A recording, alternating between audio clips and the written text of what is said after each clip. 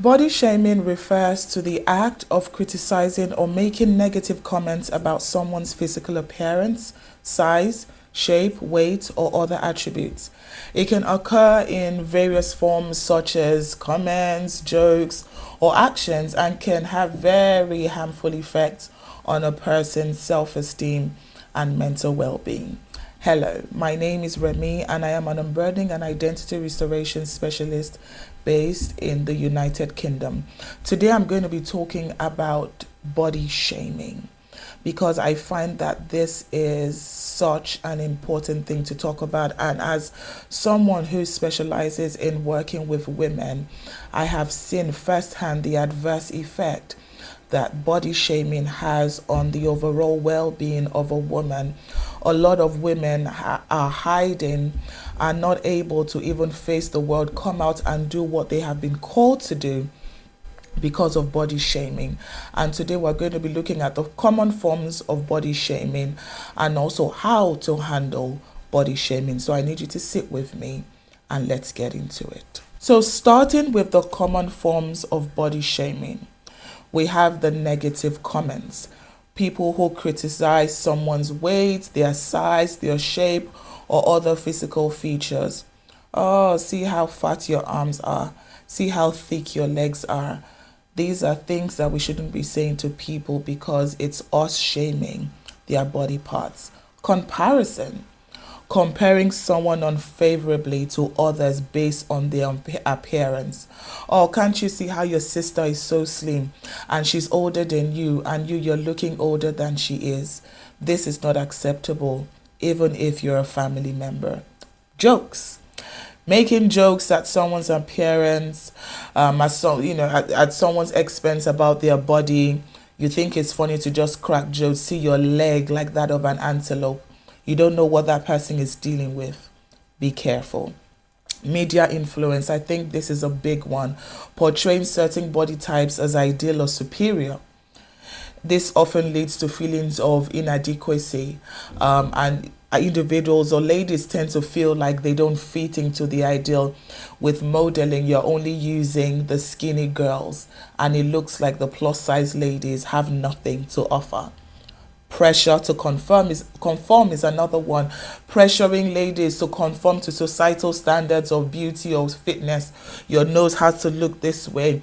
Your waist has to be so slim. A lot of ladies are going into surgery not because they feel like it. It's because of the body shaming. They feel that they are not good enough. They feel that they don't fit into what the beauty standards are, and these are things we need to look into. Cyberbullying. With the age of social media, making derogatory comments about someone's appearance online, often anonymously. I call them keyboard warriors. They stand behind the computer. You think because we don't see you, it's okay to just call people whatever and say they don't look good enough. That is not good enough. Microaggression is another form of body shaming, making subtle unintentional comments or gestures that convey negative attitudes towards somebody's body. You're always saying it in a subtle way. Oh yeah, you should have even worn that or your other dress. It makes you look nicer. It covers your tummy better. Yeah, indirectly saying to the person that what they're wearing doesn't look good, and subconsciously they begin to be careful, not wanting to wear certain things. Now I've mentioned 7, but I'm going to be mentioning 3 other forms of body shaming that are so much of a big deal. Number 1 is fat phobia, and I'll explain what this is. So fat phobia is also known as weight stigma or fat shaming, and this refers to the societal prejudice or discrimination against individuals who are perceived as overweight or obese. It can manifest in various ways, such as negative stereotypes, biased attitudes, and discriminatory behavior towards people of larger body sizes. Fat phobia, you must understand, can lead to very harmful consequences, including body dissatisfaction, low self-esteem, and mental health issues. So let me quickly tell you a story, just to help us really visualize how bad this fat phobia thing is. So there's a lady who was, she's always been on the plus size. on the plus side. She's always been on the plus side, and she grew up this way. She just has big bones, so she's not like a heavy eater or anything. But growing up, she was always told, you're too fat, you're too this, you're looking older than your age. And unfortunately for her, she began to date men who used this against her because they saw it as a weakness. So they would say, oh, don't wear that thing, you're looking too old. And unfortunately, she started dating this guy who will now use this as a weapon. So he will say to her, you are so fat. And then there was a day she went out with this guy and her dress got ripped. And the guy said, you see what I mean? You're too fat and now you're ripping your dresses. And this thing affected this lady so much that she began to starve herself. She stopped eating because she wanted to please this man. Now this man came and proposed to her, but it was with a condition. He said to her, I want to marry you on one condition. And the condition is that you lose weight. This lady gullibly accepted this proposal and started starving herself, which led to a lot of mental health conditions, general health conditions. She got really affected mentally. She got into a psych ward. This marriage never happened. And something that seemed so little, quickly became something so major that affected this lady's life and altered a lot of things. And this is why I'm talking about this today, because it's so important to understand that body shaming is not on. You don't know what people are going through. The important thing is we need to focus on emotional well-being, mental well-being, and the general health of the person. As long as you're healthy, as long as you're fit, that is all that matters. There is not a size that is perfect for the world. God made us in our own image, and we're all different, and we're unique and beautiful. The Bible says that you are fearfully and wonderfully made.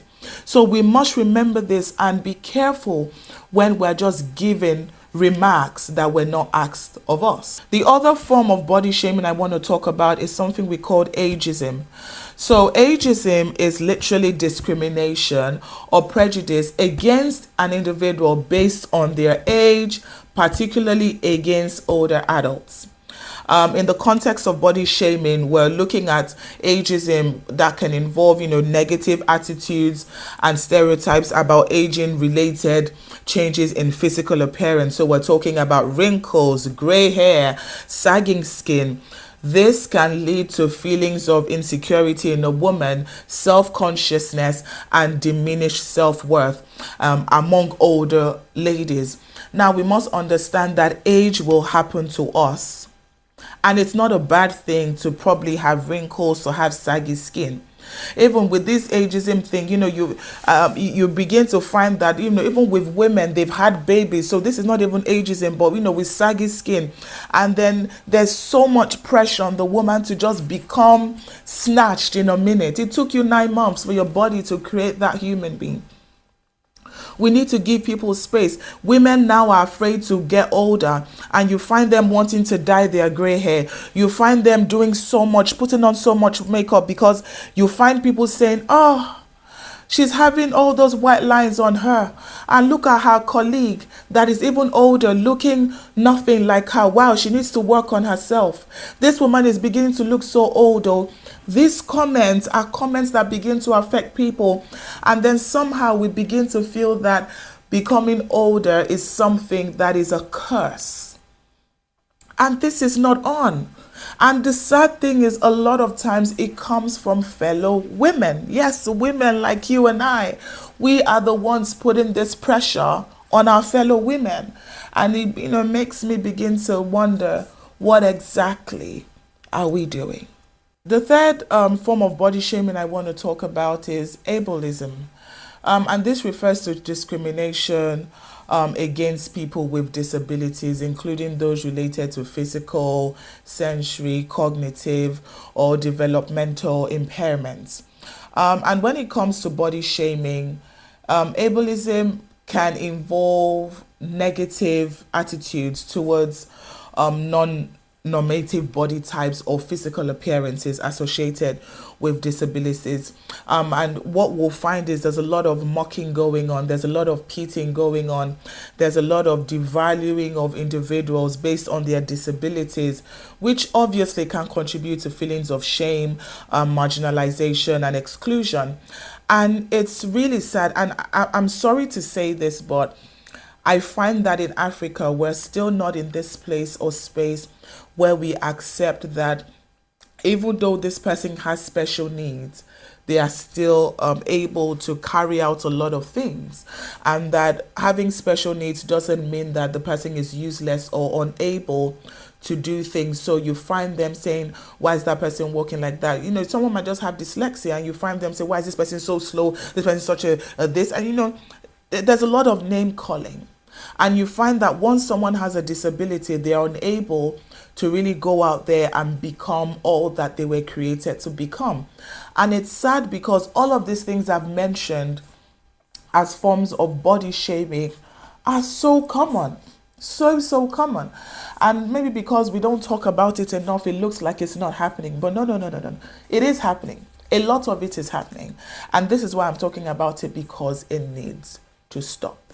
Now, we must understand that these forms of discrimination can have a significant negative impact on the mental and emotional well-being of the person or the woman that has been affected, and can also contribute to systemic inequalities and social injustices. And this is why we really need to look into this and do better. Now let's go into looking at tips and some strategies for dealing with body shaming in women. Let's start with practicing self-compassion. You must understand that you need to be kind to yourself and practice self-love. Remind yourself daily that you are worthy and valuable regardless of your appearance. You are not defined by what you look like. You are defined by what you carry. The next tip I'm going to give you is you must surround yourself with supportive people. This is a must. Surround yourself with family, with friends, or support groups who uplift and empower you. Seek out relationships with people who appreciate you for who you are rather than focusing on your appearance. It's so important that you're surrounded with people of value who have common sense, who understand that there is more to you than what they see. The next tip is you must set boundaries. I can't overemphasize this. You must learn to establish boundaries with people who engage in body shaming behavior. Politely but firmly let them know that their comments are hurtful and are unacceptable. Don't be quiet about it. Don't manage it. Stamp it and let them know that it's not on. The next tip I'm going to give is you must focus on health and not appearance. Shift your focus away from appearance-based goals and instead prioritize your overall health and well-being. You must learn to engage in activities that make you feel strong, energized, and confident. This is not something we're saying, what do we do? It's a must if you truly want to thrive and deal with this body shamers. The next tip I'm going to be giving you is you must challenge negative thoughts. You must practice recognizing and challenging negative thoughts about your body.